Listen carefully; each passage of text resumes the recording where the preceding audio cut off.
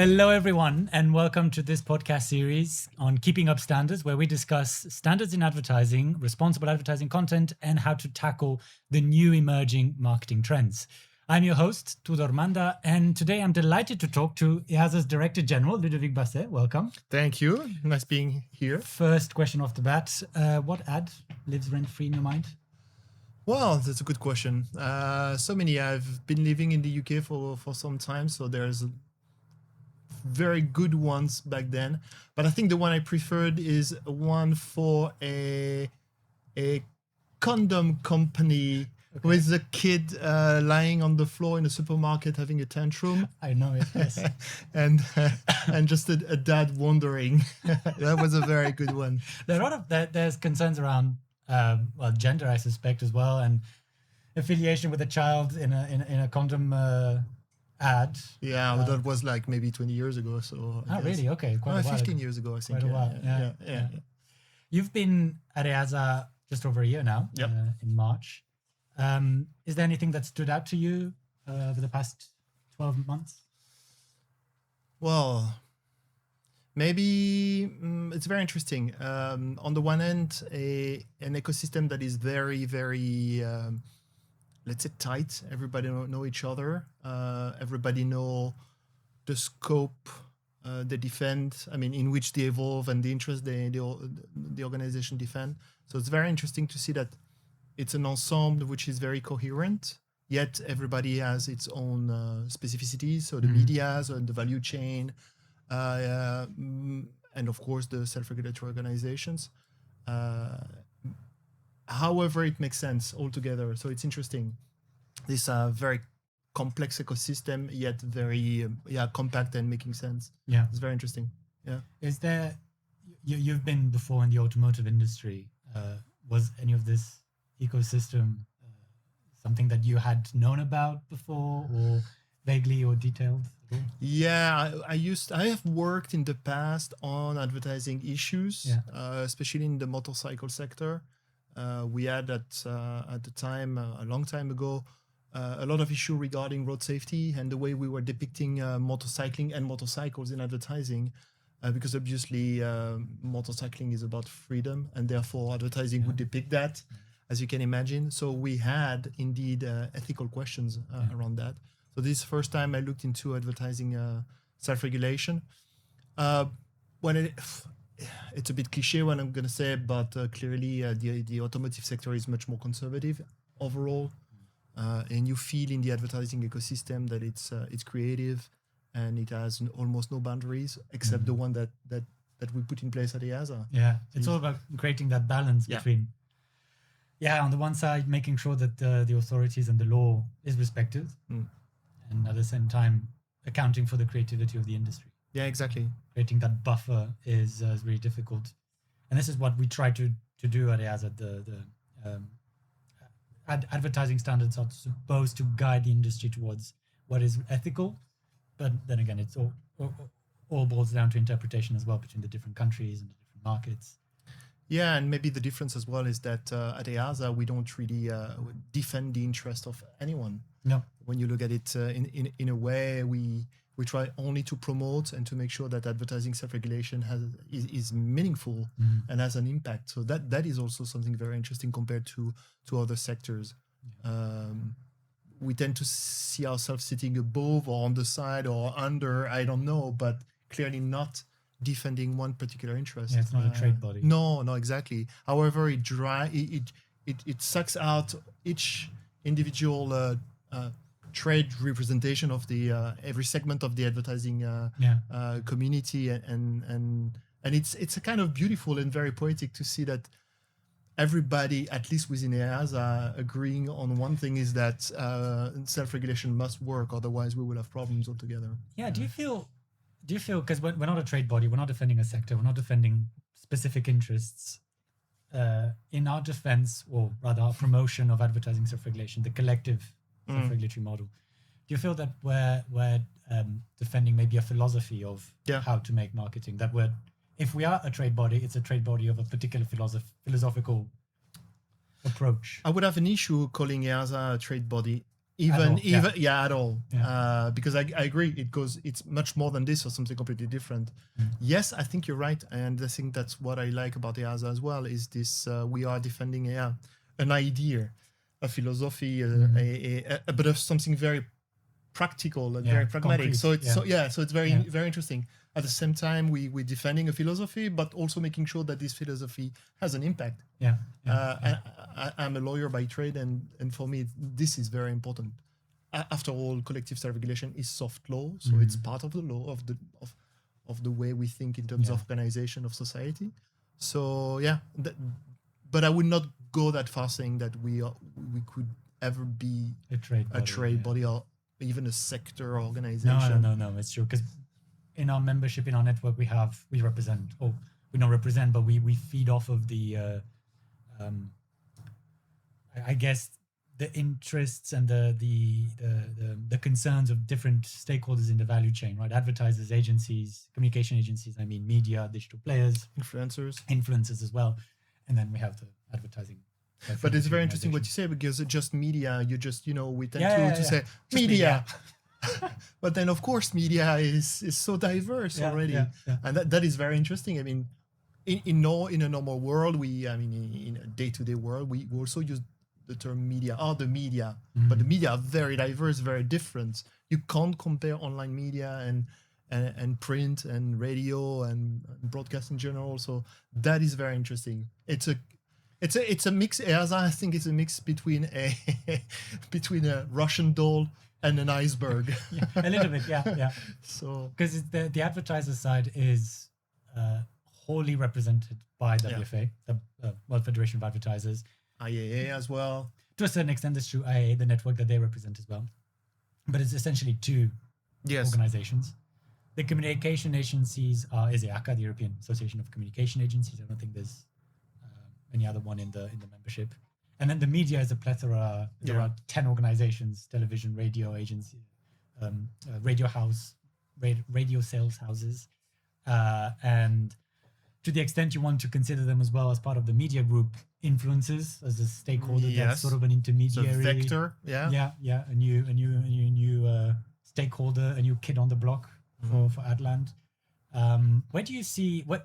There's a question also to me, but EASA's 34 this year. 2026, 1992, so 34 years. We celebrated our 30th anniversary 4 years ago. The codes that SROs are using are almost 100 years old, first one in 1937. That's the history part. And where EASA was 30 years ago is nowhere near where EASA is today. Having joined a year ago, do you have already a vision of where you'd want EASA to go, or an idea of what would serve best some of the corporate interests that you had worked with in the past? Yeah, that's a key question. I don't know exactly where EASA should land, or if it should land somewhere, actually. What I do know and I'm convinced about is the relevance of EASA. And relevance is very important because it's a day-to-day battle. We need, as you said, EASA was relevant from day one because people said we need EASA to continue. It was relevant before in a different form with a tripartite organization before that. It must remain relevant in the future. So I guess the point is really not a very tactical point like who should be in EASA, but more a strategic one like how do we ensure that today and tomorrow will remain relevant. And that means EASA will only be a reflection and a mirror of what society and the advertising landscape will be in 5, 10, 20, 30, 50, 100 years time. Who knows? However, the philosophy is always the same, is that we all agree that that self-regulation only works because everybody is in, and you remain relevant and you legitimate the work of EASA because you have everybody who's part of this ecosystem. And it's just a matter of transitioning. We know that 20 years ago, online advertising was certainly not the same as at the same level as today. When you look at the figures now, we reach more than half of the advertising ad done online. Spend, So that means that, of course, ad standard needs to evolve to capture that as well. What we have done already, influencer marketing now is not a trend anymore, but we have taken that on board as well with new organization like EASA, one of our member representing influencer marketing segment. So to answer your question, I don't know where we're going in terms of really actual membership, but what is clear is that we need to remain relevant and legitimate, and therefore encompass everybody. I've been at EASA for 6 years now. There's been always, even in these 6 years, a lot of times that the leadership overall and operationally, strategically as well, the question of how do we keep it relevant? And back in, I think it was 2020, the key question, back to your point on digital advertising, online advertising especially, to weave in the new players, new quote unquote, being the digital pure play companies that are neither media, they circulate advertising on behalf of advertisers. Yeah. They also work with media agencies, they work with publishers, they work with different stakeholders. And it was a reality of, okay, we need to work with these new stakeholders to weave them into the system, to be go back to the point of collective self-regulation and to the philosophy that we're trying to promote.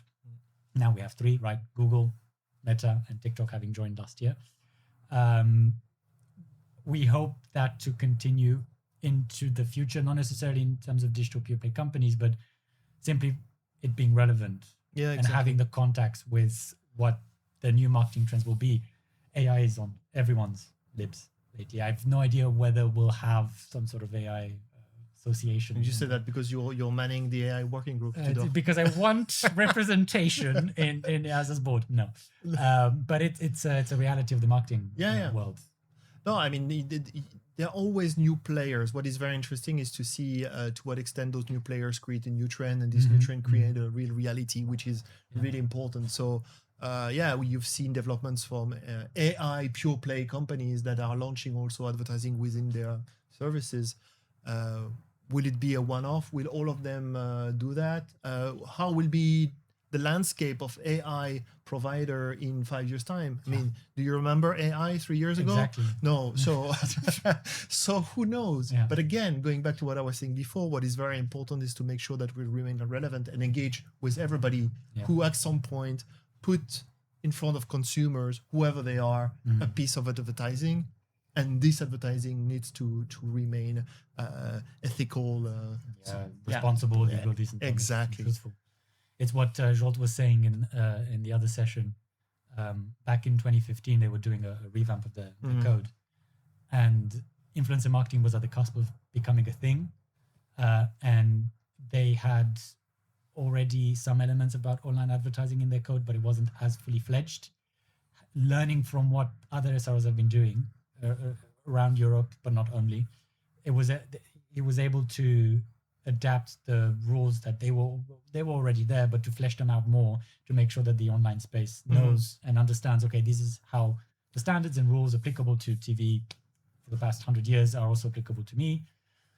He did the same later with influencer marketing, and they're doing now the same with AI, trying to figure out, okay, what are the other SROs doing? How can we do this in Hungary? Yeah, exactly. But God knows what will be the next influencer marketing or AI in advertising in 10 years' time. I guess we will see. We have already a lot of work with those two. Keeping in mind as well, and I repeat that often, is that it's not because we focus a lot nowadays, very practically speaking, on AI and influencer marketing that the rest is forgotten or does not need to look at itself as well. I mean, we know there are still some issues in print, radio, broadcasting. I mean, look at TV, how TV is developing now, again, with this online connected TV and all that. So I think we need to, it's not because you're chasing one rabbit that there's no other rabbits running around. So I guess to go back to metaphors after the Russian doll, the iceberg, chasing rabbits, this is a bit what we have to do to make sure that everybody concerned with advertising understand that there are some rules and that the rules are in place foremost to protect consumers. Secondly, to make sure that there is a business, that actually there is growth through advertising. And finally, at the end of the day, that there is this balance that you were talking about It's not one against the other. It's really a pure equilibrium. And that is what is very interesting. It's challenging every day. And a bit frustrating as well, because at EASA we don't really deliver on something concrete. Something concrete towards the consumer necessarily. It's sort of taking not necessarily a backseat, but supporting the people that support them. Yes. The consumer protection component, and also the trust element, which is central to this whole. We haven't mentioned it, but it's central to this whole ecosystem for any brand, whether that's advertiser agency, to be able to trust that everyone's playing by the same rules.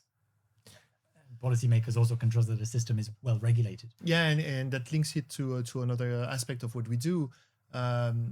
You were asking where I would see EASA in 10 years' time in terms of membership and who we represent. But what is maybe more interesting is to understand how we can enhance the way we support everybody, because at the end of the day, this is what we do also, is to making sure that we provide the necessary information, but also tools to help the community to make the right choice down the line.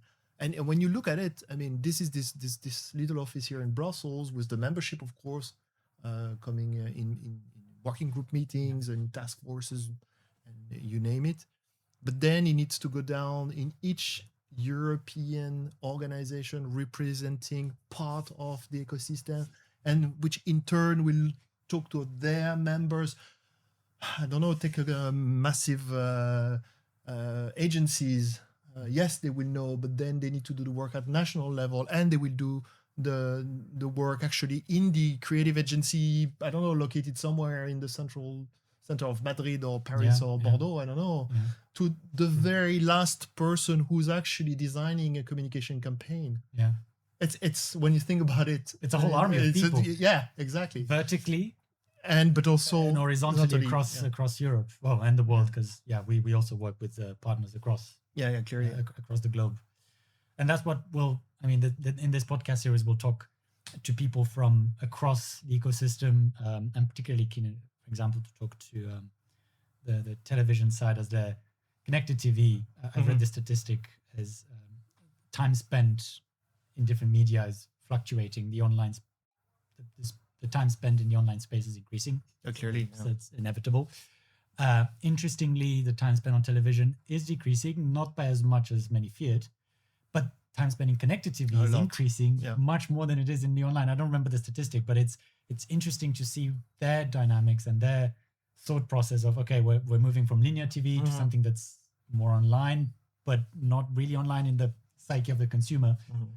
Be particularly interesting to talk to them. But you see how fast it can go. Remember a few years ago, I don't know if you remember a few years ago, but in the automotive sector, we were already looking at things like metaverse. Yes. Where actually some dealership were starting to have real car Demos. dealerships and in the metaverse. You could buy your car, your motorcycle on the metaverse. Really? Yeah. You can even buy an apartment on the metaverse. So, wait, you mean to own it in the metaverse, or you see it in the metaverse and then it's an actual motorcycle? No, to own it in the metaverse, like property online. Online property. Okay. We have online currencies, it's true. So it's no different, in fact, when you think about it. Well, the feeling might be different. Exactly.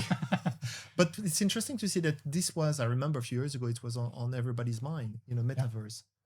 So you could imagine advertising on metaverse and on this. Are we discussing it right now? It's been a long time I've not heard anything about it. It's been sidelined for a while. I think it might come back with the augmented reality part. And linked to video games, yes, I guess. Yes. And this is another issue that we tackle as well as at EASA, that we need to tackle more, is advertising in video games. Because in fact, it's not just playing a video game nowadays. You're just, right inside a complete new world. And this is the link with the metaverse I made, at least in my head. But for sure. So that's another key player as well. It is. We've talked a bit about it in the past. Particularly now as advert games and advertising within advert games. This was 4 years ago, back when AI was still growing nascent, and metaverse was still a rather new term. But no doubt we'll have to tackle these issues, and there'll be more. This is what's really interesting in this field.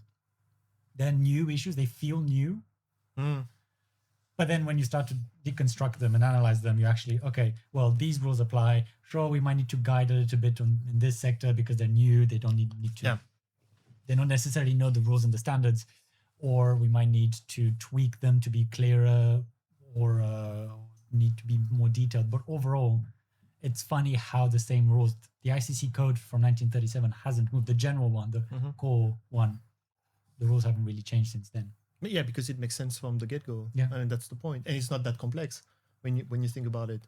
Actually, what is complex is how you really deliver on something very practical for all those very single entity within the advertising community. So I think it's easier to discuss advertising standard with people truly linked to advertising rather than larger sectors. Like if you take video games, somebody doing advertising in video games will understand the ad standards, but somebody doing video games might not. Exactly. And it's the same. I mean, dealing with gambling, alcohol, or high-risk product like this, they are aware of it. But sometimes it's just, let's call them the more normal sectors that don't know. So we see that, there's a long way. There's always connecting to all of these different sectors, and that's part of the collective philosophy. I mentioned earlier that we'll talk to different stakeholders. Is there one, in your informed opinion, is there one that you would want someone to sit in that chair and you say, we need to talk to that person to hear from their side? Not right now. I would say yes. I mean, I guess, honestly, the next one will be AI providers, clearly, because we see glimpse of attempts to embed advertising. So I don't know to what extent it's going to be difficult. Of course, if it's just to have while you're opening your AI service provider, you just have an ad running on the side where there's that's already done and covered. But it's more how an AI agent, an agentic AI is very interesting. How an AI agent will use the data it has to provide a service to customers, and how much this is fed by advertising. We know already that you have AI agent that can provide a service to you or me or anybody, any consumer. They're saying, okay, I need a pair of jeans. Just find me. You have my data based on what information does it provide you those that selection of jeans. So how do you capture advertising in that? How advertising is relevant to that and how standards apply. That's going to be very interesting because at the end of the day, it's just a black box. Let's face it. It is. So that's going to be a very interesting discussion, agentic AI and AI and advertising in general. So that would be, I would say, the most immediate for me area where I would look for. It's definitely the sort of new frontier. Yeah. And I think a lot of members, a lot of stakeholders are trying to get to grips with who is it that we're supposed to talk to. And it's possible that this sector itself is unaware yet, and it's organizing itself, professionalizing itself, trying to see how it plugs into the different. And if it's too early, it's not good either. Huh? What do you mean? Well, if you jump into too early explaining about about standards and all that, because it's too fragmented. So we've seen that. You talk to one person. It's endless. We've seen that with influencers. Now the influencer realm is very well structured, and it's just the beginning. But 5 years ago, it was more difficult to talk. I mean, you had to talk to 1 + 1 + 1 + 1. So yeah. Ludovic, it's been absolutely lovely having you over. My pleasure, Tudor. Hope there will be more. They will be reinvited. You'll be a recurrent guest. Don't worry. You'll have lots to say. Your expertise is much valued. And if anyone wants more information, they're more than welcome to check our website, easa-alliance.org. Thank you very much. Thank you.